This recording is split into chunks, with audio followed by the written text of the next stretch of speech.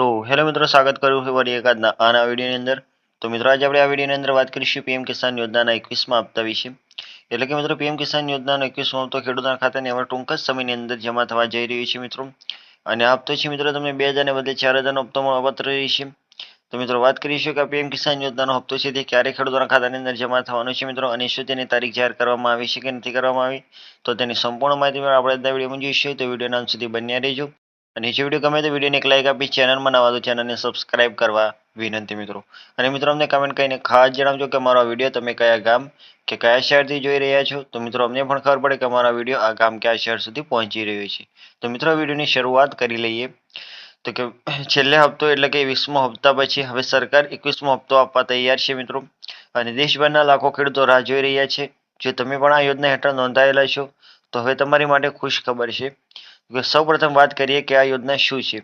કે પીએમ કિસાન યોજના હેઠળ દરેક ખેડૂતોને દર વર્ષે ₹6000 મળે છે. અને સરકાર એ રકમ 3 હપ્તામાં આપે છે. એટલે કે દર 4 મહિને ₹2000 આપે છે મિત્રો. એટલે કે મિત્રો, 20મો હપ્તો આપે છે મિત્રો. હવે સરકાર 21મો હપ્તો આપવા માટે તૈયાર છે. અને દેશના લાખો ખેડૂતો મિત્રો આતુરતાથી રાહ જોઈ રહ્યા છે 21મા હપ્તાની. જો તમે પણ આ યોજના હેઠળ નોંધાયેલા હો તો તમે પણ તમારી માટે ખુશખબરી છે મિત્રો. કારણ કે સૌ પ્રથમ વાત કરીએ કે આ યોજના શું છે મિત્રો. તો કે પીએમ કિસાન યોજના હેઠળ દરેક ખેડૂતોને વર્ષે ₹6000 મળે છે. અને સરકાર એ રકમ 3 હપ્તાની અંદર આપે છે મિત્રો. એટલે કે દર 4 મહિને એક હપ્તો જમા થાય છે. એટલે કે વર્ષની અંદર 3 સમાન હપ્તાની અંદર ₹2000 આપવામાં આવે છે મિત્રો. ત્યારબાદ હવે આપણે આગળ વાત કરીએ કે હવે પ્રશ્ન આવે છે કે 21મો હપ્તો ક્યારે આવશે. અને સરકારની માહિતી મુજબ હપ્તો આવતા થોડો દિવસોમાં જમા થવાનો છે મિત્રો. અને કેટલાક ખેડૂતોના ખાતાની અંદર રકમ જમા થવી પણ શરૂ થઈ ગઈ છે. જો તમે તમારું સ્ટેટસ ચેક કરી લો કે પૈસા આવ્યા છે કે નથી આવ્યા. હવે જુઓ કેવી રીતે ચેક કરવું. તો કે તમારા મોબાઈલમાં બ્રાઉઝર ખોલો અને લખો pmkisan.government.in. ત્યાં બેનિફિશિયરી સ્ટેટસ પર ક્લિક કરો. તમારો આધાર નંબર અથવા મોબાઈલ નંબર નાખો. પછી ગેટ ડેટા પર ક્લિક કરો.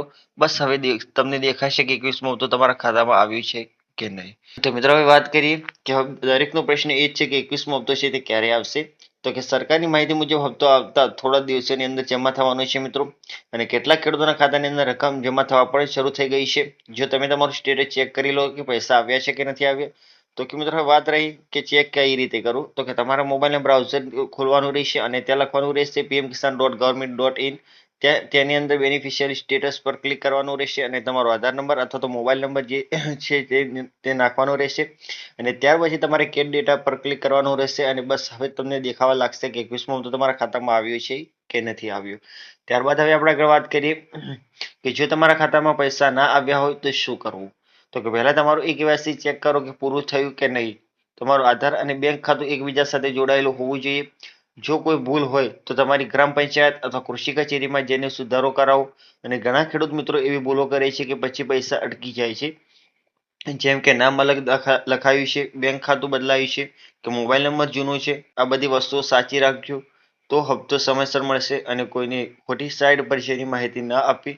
માત્ર pmkisan.government.in પર જઈને સાચી સાઇટ છે મિત્રો. એટલે કે મિત્રો, વાત કરીએ કે જો તમારા ખાતાની અંદર પૈસા ના આવ્યા હોય તો તમારે શું કરવું.